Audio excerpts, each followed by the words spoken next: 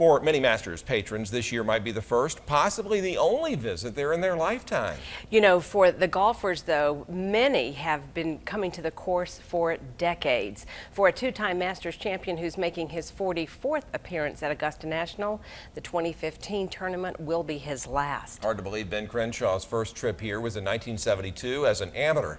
And as News Channel 6's George Eskola tells us, his retirement is not all bittersweet in the golf world.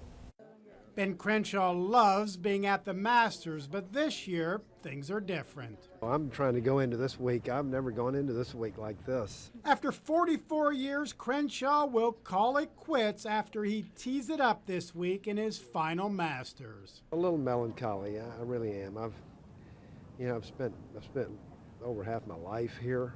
There comes a time for every past champion when they make that decision to play that final tournament.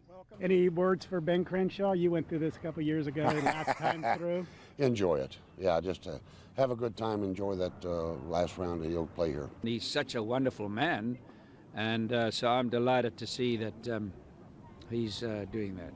Three-time Masters champion Gary Player played his last round in 2009 and says past champions like Crenshaw need to know when their time has come to call it quits.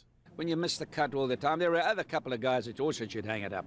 But Ben Crenshaw, no, I don't want to say that, but you look at the scores that Ben Crenshaw were doing, it was embarrassing. How did you make up your decision this has to be the last one? Well, I've been thinking about it a few years, probably 3 years, and thought, as I was playing last year, I said, this course is just a little too much for me. In the future, there will be too little Ben Crenshaw at the Masters. At Augusta National Golf Club, George Eskola, WJBF News Channel 6. Crenshaw begins his last Masters at 10:08 on Thursday.